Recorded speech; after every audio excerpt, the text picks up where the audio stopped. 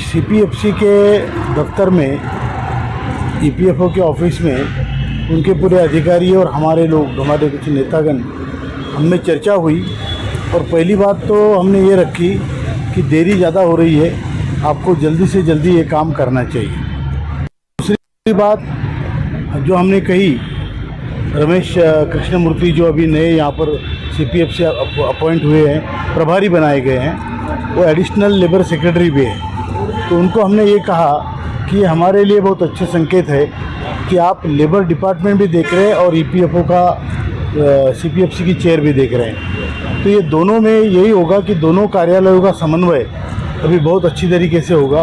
वहाँ पे जो जॉइंट सेक्रेटरी देखते हैं लेबर डिपार्टमेंट में, आलोक मिश्रा जी, और यहाँ पर चंद्रमौली चक्रवर्ती जी जो ईपीएफओ की तरफ से एडिशनल ईपीएफसी है सीपीएफसी, तो ये दोनों के आप अभी नियंत्रण करते हैं, तो दोनों डिपार्टमेंट का आप अच्छा कोऑर्डिनेशन करेंगे।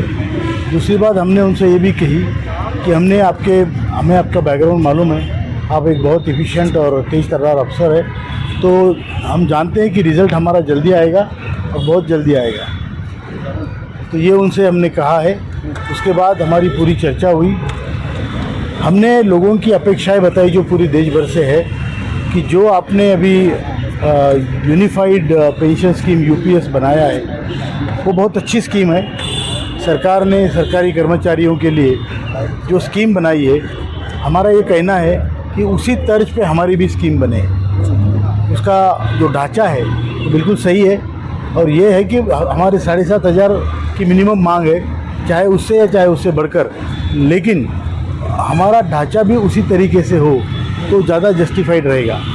तो इस तरीके से हमने पूरी हमारी बातें, संभावनाएं बताई। कुछ जो फैक्ट्स एंड फिगर से एक्सचेंज हुए हैं, फिर भी आज की तारीख में पूरे हमारा डिस्कशन पूरा नहीं हो पाया। तो हम अभी आने वाले कुछ समय में फिर से एक बार वो बुला लेंगे और फिर हम उनसे बात करेंगे। इस बात को यही समझा जाए कि हमारा काम जल्दी से जल्दी होना चाहिए। यूपीएस की वजह से हमारी आशा पल्लवित हुई है, आशाएं, और वही हम चाहते हैं कि जल्दी से जल्दी हमारा काम हो। यूपीएस के तौर पे ईपीएस 95 की स्कीम भी बने या उसको आधार करते हुए बने। हमारा 7,500 की जो मांग है मिनिमम की, वो रखी जाए या वहाँ से शुरू की जाए, या हो सके तो उसमें बढ़ोतरी की जाए। तो इस टाइप का हमने जो कन्वर्सेशन किया है उसके ऊपर ही पूरी चर्चा हुई है। तो रमेश कृष्णमूर्ति जी, इन्होंने ये भी कहा है कि मैं अभी नया आया हूँ, मुझे थोड़ा समय दीजिए, हफ्ता 2 हफ्ता, मैं उसमें पढ़ाई करूँगा, पूरी बात समझूंगा, अपने लोगों की भी, लेबर मिनिस्ट्री की भी, सीपीएफसी की भी, ईपीएफओ डिपार्टमेंट की और आपकी भी, और इसका हल निकालने में सभी लोग पॉजिटिव है। हमें ये भी बताया गया है कि मंत्री जी ने अभी रिसेंटली उनके लिए प्रेजेंटेशन हुआ, वो बहुत पॉजिटिव है। और जो वित्त मंत्रालय है वो भी पॉजिटिव है। अभी कल हम एक्सपेंडिचर सेक्रेटरी से भी बात करने वाले हैं, जो वित्त मंत्रालय में एक्सपेंडिचर का काम देखते हैं, बड़ी अफसर है परमिशन मैडम, तो उनसे भी बात हमारी कल होगी। कल का उन्होंने टाइम दिया है। उसके बाद हम कोशिश करेंगे मंत्री जी से भी मिलकर इस पूरी कार्यान्वयन को थोड़ी गति प्रदान करें। देखिए, कमेटी का निर्णय तो कमेटी खुद डिसाइड करेगी अपने नेताओं से बात करके। अभी आज आपको मैं बता दूं, हमारी यहाँ मीटिंग हो रही है 27 तारीख को। पूरे देश में जहाँ जहाँ ईपीएफओ ऑफिसेज है और जहाँ उनका निधि आपके निकट कार्यक्रम चल रहा है, वहाँ सभी तरफ लोगों ने निवेदन दिए हैं, और देश का एक भी कोना छूटा नहीं है। अंडमान से लेके कश्मीर तक हर जगह निवेदन दिए गए हैं, और उसमें ये बताया गया है कि अगर आपने यूपीएस किया है, अच्छी बात है, हमारे लिए भी कुछ करो, और ये इसी तर्ज पे निवेदन दिए गए हैं। आगे जो चल के कार्यक्रम होगा, अभी आज शायद उन्होंने इसी लिए बुलाया है कि हमें बताया जाए कि हम कोशिश में है, जल्दी करने की चिंता में हैं, तो आप कुछ ना करें, शायद यही उनका संकेत होगा। लेकिन हम अपना डिसाइड करेंगे। अगर इसमें हमें देरी लगती है तो हम आगे का प्रोग्राम अपने संगठन में डिसाइड करके करेंगे। देखिए, संसद में उनके बोलने के लिए कुछ समय का और पार्टी के हिसाब से बंधनकारक होता है। तो सारे सांसद जो हमारे पक्ष में भी है तो उन सबको बोलने का मौका वहाँ पे नहीं मिलता। एक प्रातिनिधिक तौर पे बोला जाता है। तो कांग्रेस की तरफ से श्रीमंत छत्रपति शाहू महाराज बोले, राष्ट्रवादी कांग्रेस की तरफ से सुप्रिया सुळे बोली, कम्युनिस्टों की तरफ से प्रेमचंद्रन जी बोले, और भी कई सांसद हैं जिन्होंने बोला है। लेकिन आपको मैं बता दूं, आप उस दिन थे जंतर मंतर पे, तकरीबन 11 सांसद आए थे। कुछ सांसद लेट आए हमारा कार्यक्रम खत्म होने के बाद। उसके बाद संसद दूसरे दिन हमने महाराष्ट्र सदन में तकरीबन 11-12 सांसदों की 13-14 सांसदों की बैठक हमने ली। उनको पूरी बात समझाई। वो अक्रॉस द पार्टी लाइन थे, सब पार्टी के थे, बीजेपी के थे, शिंदे गुट, उद्धव गुट, सभी लोग थे, कांग्रेस के थे। तो सभी लोगों ने मिलके ये कहा है कि हम एक जॉइंट कमेटी बनाएंगे और इस विषय को पॉलिटिक्स से दूर रखते हुए हम प्रधानमंत्री तक जाएंगे और आपके विषय में आपकी सहायता करने की कोशिश करेंगे। उसके बाद फिर हमारे महासचिव आदरणीय सिंह साहब, वीरेंद्र सिंह जी यहाँ आए थे। उन्होंने तकरीबन 35 सांसदों से वो मिले। उन्होंने सबकी भावना यही है कि ये काम होना चाहिए। मैंने अभी तक ये 10 साल के आंदोलन में ऐसा कोई भी व्यक्ति नहीं देखा जो कहता हो कि ये काम नहीं होना चाहिए। लेकिन काम क्यों नहीं हो रहा है, इसका अगर आप विश्लेषण करें तो मैं तो एक ही शब्द कहूँगा कि लैक ऑफ कोऑर्डिनेशन की ज़रूरत है। क्योंकि इसमें इन्वॉल्वमेंट जैसे ईपीएफओ लेबर मिनिस्टर का है, ट्रस्ट का, ईपीएफओ मतलब मेरा मतलब है ट्रस्ट का है, लेबर मिनिस्ट्री का है, और तीसरा फाइनेंस मिनिस्ट्री का है, और चौथा पीएमओ का है। ये सभी डिपार्टमेंट मिलके जब इस पर डिसीजन करेंगे, और पांचवा हमारा है जो पेंशनर है, उनका भी उसमें सहभाग है, तो ये सब मिलके जब करेंगे तो काम निश्चित होगा। अब देखिए, जैसे यूपीए का कुछ बिल्कुल बहुत कम समय में उन्होंने सब कुछ ग्राउंड स्टडी करके तुरंत उसका निर्णय लिया है। हम वही अपेक्षा कर रहे हैं कि जो लोग अभी ये बैठकें कर रहे हैं, मंत्री जी यहाँ मेरे हिसाब से पिछले 2 हफ्तों में 4 बार आके गए हैं, और यहाँ पर आकर वो प्रेजेंटेशन लेते हैं, खुद पार्टिसिपेट करते हैं।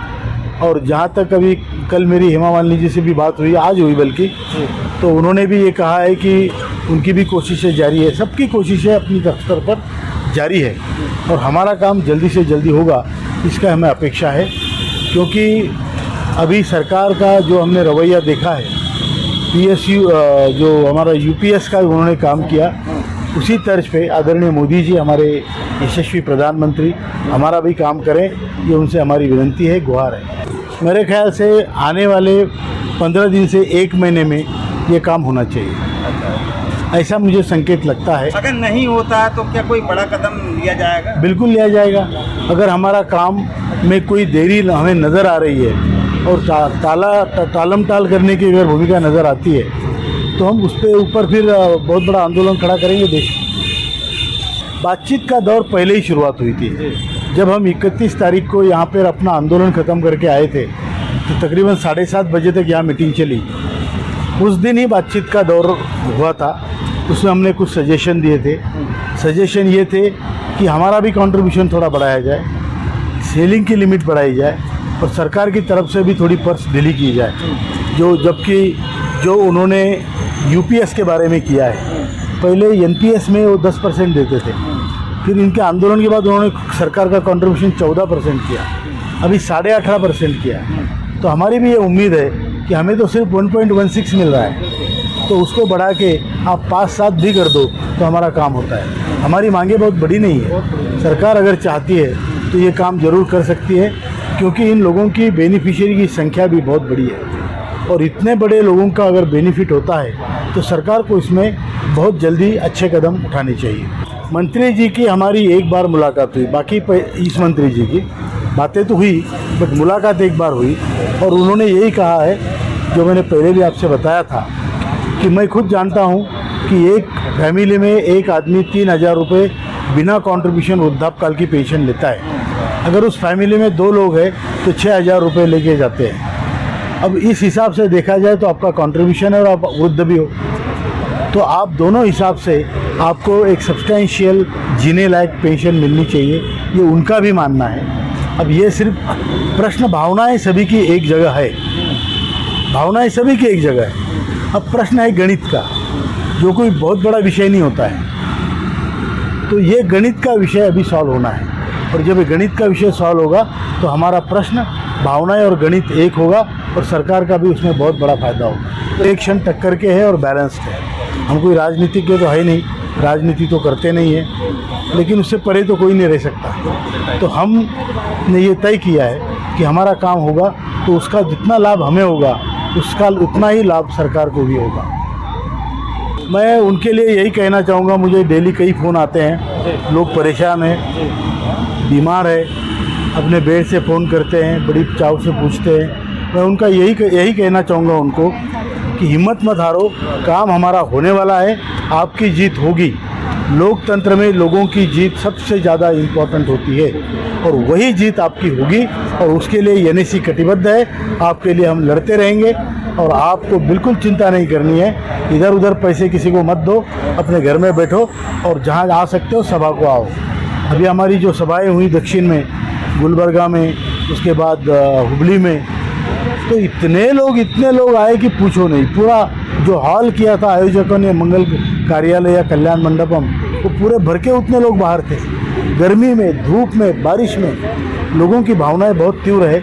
मैं समझता हूँ कि सरकार और उसके जो पॉलिटिकल धुरीण हैं, वो लोग ये बात को समझेंगे कि लोग भावनाएं कभी भी कैसे भी भड़क सकती है।